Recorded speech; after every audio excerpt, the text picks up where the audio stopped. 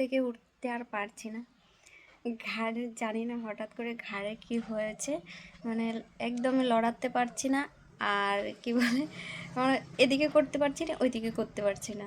তো যাই হোক, একবার সকালবেলা উঠে আবার মানে এত অস্থির লাগছে নিজেকে, মানে মানে মানে ঘাটটা আমরা যেটা সবসময় আর কি ওই পাশ করতে থাকি, সেটা যদি এখন না করতে পারি তখন কেমন একটা লাগে বলো তো। তো যাই হোক, কোনো রকম উঠে সকালবেলা রান্নাঘরটা একটু ঝাড় দিয়েছি, কয়েকটা থালা বাসন বের করেছি, ছেলেকে বললাম আমি মেজে দিচ্ছি, তুই ধুয়ে দে। তো দুজনে মিলে ধুলাম। তো সকালে একটু কোনো রকম জলখাবার খেয়েছি, এই যে একটু চাটা খেয়ে এখন আসলাম রুমের কাজগুলো তো কমপ্লিট করতেই হবে। তো ভাবলাম কদিন ধরে ঠিকঠাক করে কারেন্টের জন্য, বৃষ্টির জন্য সেরকম ভিডিও তোমাদের সাথে শেয়ার করতে পারি না। তো আমি ভাবলাম যতই সমস্যা হোক ভিডিও তো দেওয়ার চেষ্টা করি। কদিন ধরে ভিডিও দিচ্ছি, অত রাত্রে করে ভিডিও দিচ্ছি, ভিডিওতে ভিউজই হচ্ছে না। তো যাই হোক, তো ভাবলাম আজকে একটা নতুন ব্লগ শুরু করি। যাই হোক, আজকে মঙ্গলবার আর কালকে তো সোমবার গিয়েছে, তো কালকে তো ভোটের রেজাল্ট দিয়েছে। তো যাই হোক, জয়।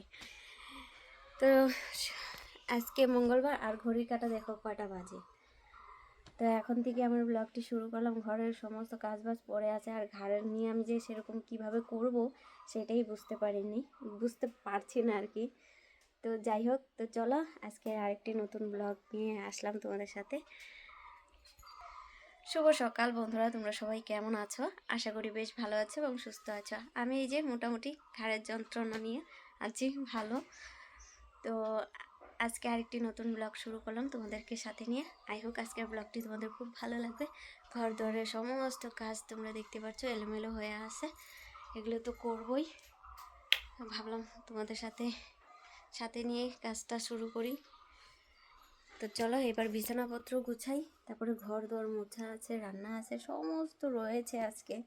জানি না আজকে ঝটপট করে করতে পারবো না ইজিভাবে করবো, সেটাই বুঝতে পারছি না। তো চলো এবার বেশি বক বক না করে কাজ শুরু করি। আর বেলা তো হয়েই আসছে প্রায় অনেকটা।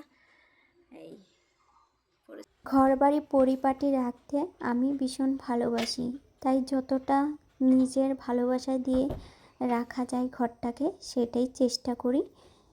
তো জানো আমার শরীরের কী অবস্থা, আগেই বলে দিয়েছি যে আমার ঘাড়ে খুব যন্ত্রণা, তারপরেও কিন্তু চেষ্টা করে যাচ্ছি যেন আমার ঘরটাকে ভীষণ সুন্দর লাগে। তো যাই হোক, দুদিন আগেই বেডশিটটা পেতেছি হলুদ কালার, যেহেতু আমার ঘরে বাচ্চা আছে যখন তখন কিন্তু পা নোংরা নিয়ে উঠে পড়ে। আগে যখন বেডশিটটা চেঞ্জ করেছিলাম তখন তোমাদের সাথে শেয়ারও করেছিলাম যে এই বেডশিটটা নতুন এনেছি, আর সেটাও পেতে তোমাদের সাথে শেয়ারও করেছিলাম। আজকে দুদিন হয়ে গেল, 3 দিনের দিন আজকে তুলেও ফেললাম আজকে বেডশিটটা। যেহেতু তাতান অনেকটাই ছোট, আর যেহেতু আমরা গ্রামে থাকি, গ্রামে উঠোনে অনেক মাটি বালি প্রচণ্ড থাকে, সবসময় কিন্তু ও চটি নিয়ে নামে না, মাঝে মধ্যে কিন্তু খালি পা নিয়ে নেমে পড়ে মাটিতে।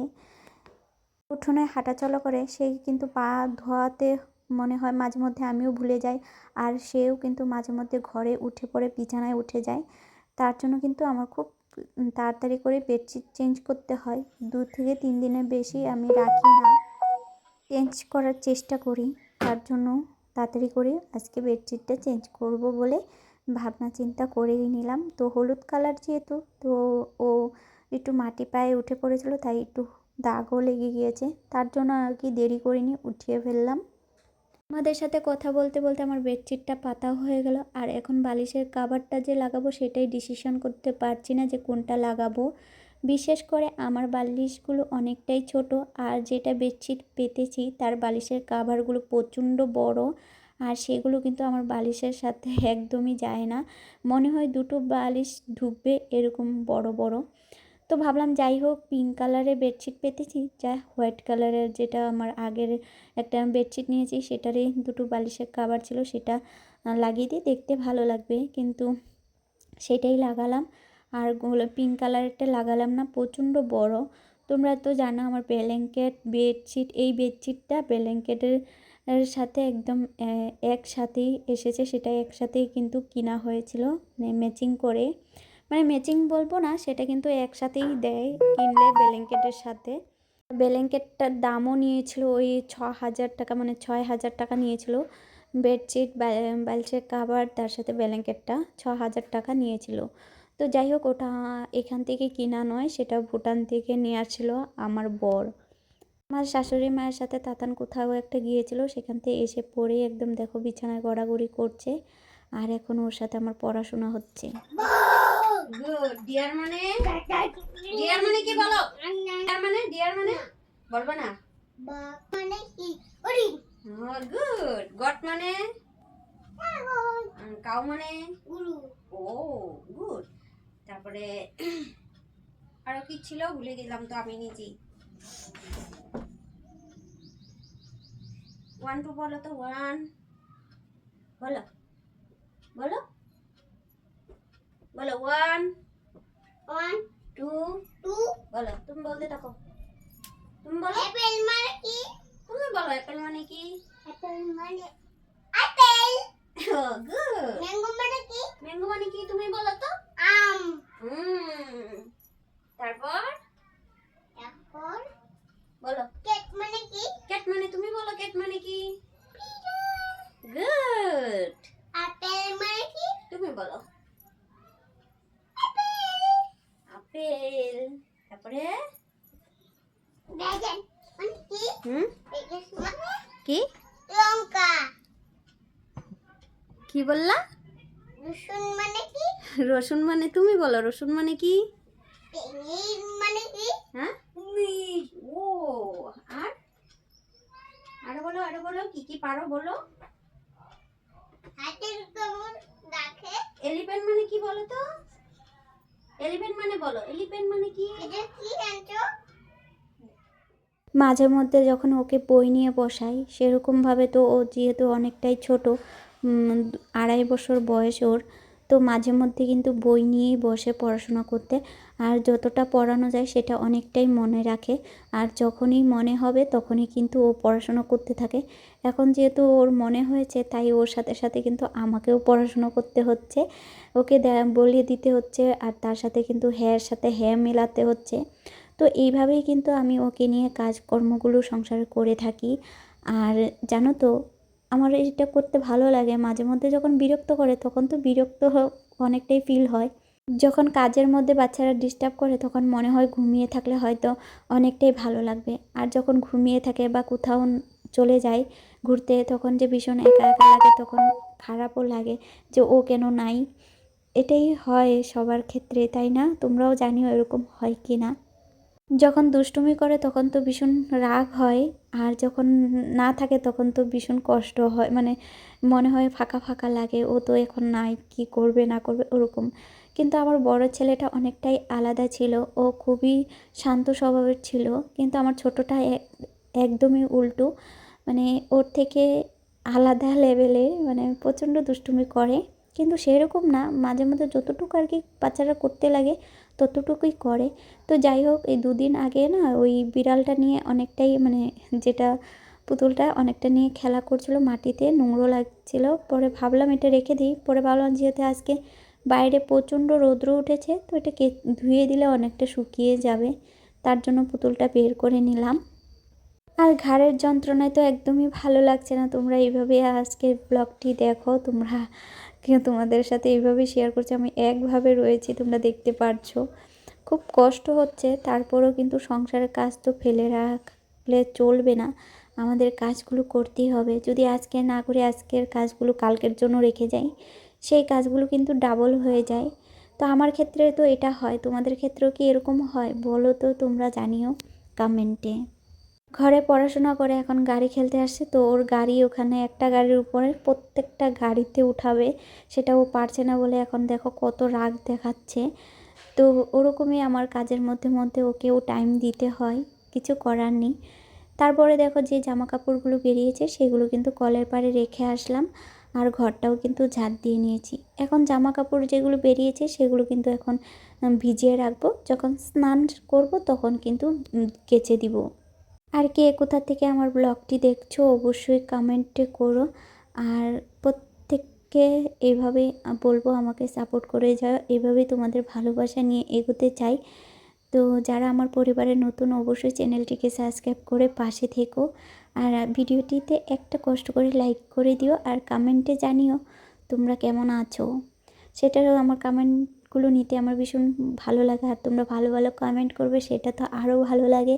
যখন তোমাদের কমেন্টগুলো পড়ি ভীষণ আনন্দ লাগে। যেহেতু আমরা ছোট ছোট ক্রিয়েটর, তো একটু একটা কমেন্ট পেলে ভীষণ খুশি মনে আনন্দ লাগে। তো যাই হোক, ভিজিয়ে এখন এই যে চলে আসলাম। আর বাইরে তো তোমরা দেখতেই পারছো কত গরম, আর মানে গরম বলবো কি, প্রচণ্ড রোদ উঠেছে। বেশ কয়েকদিন তো ধরে একদম ঝড় বৃষ্টি এরকমের মধ্যে দিয়ে যাচ্ছে। তারপরে আজকে হঠাৎ করে এত রৌদ্র দিয়েছে, আর গরমও কিন্তু ভীষণ দিয়েছে। তো যাই বাইরে তোমরা তো দেখতে পাচ্ছ যে কলের পাড়ে কত রোদ। তো সেই জন্য ঘেমেও গিয়েছে। আর কি রান্না করব ছেলেকে বললাম, তো ছেলে বললো সোয়াবিন রান্না করো।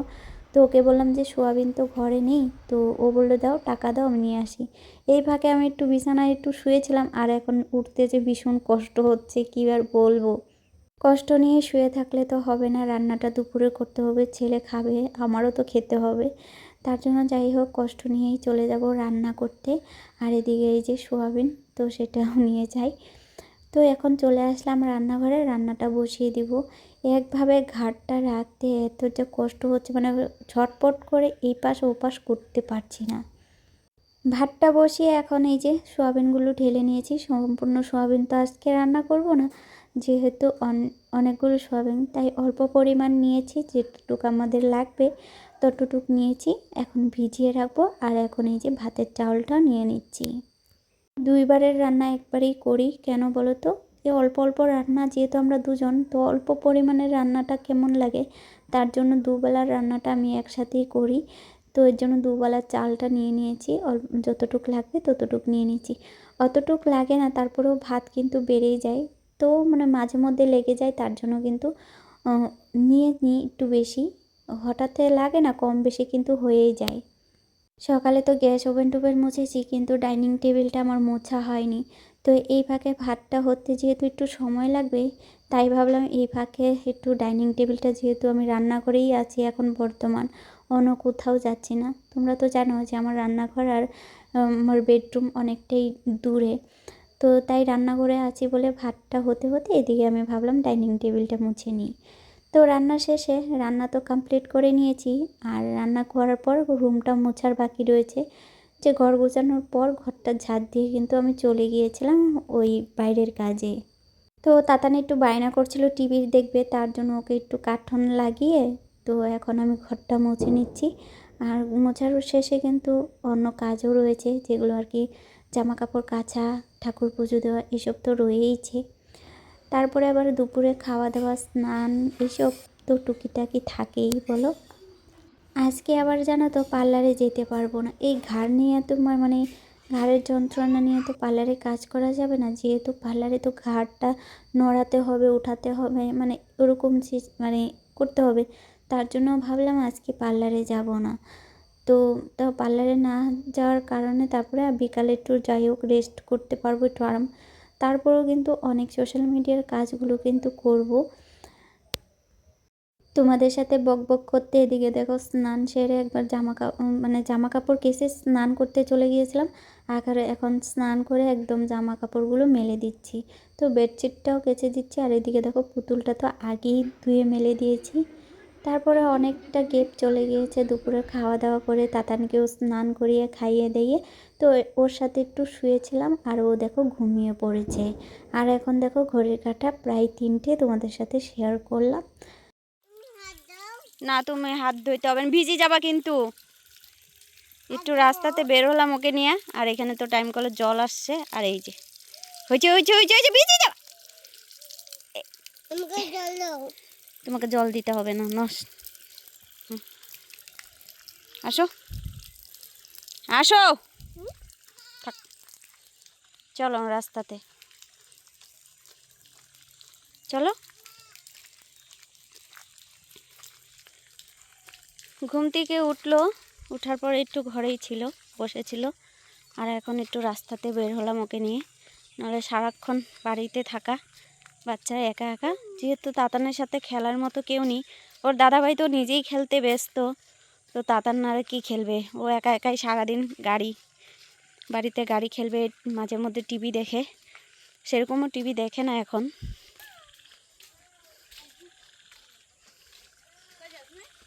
কই যাইস?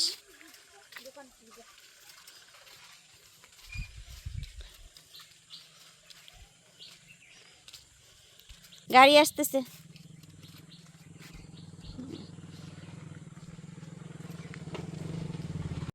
তারপরে এই যে একটু পরেই সন্ধ্যা হয়ে যাবে আজকে।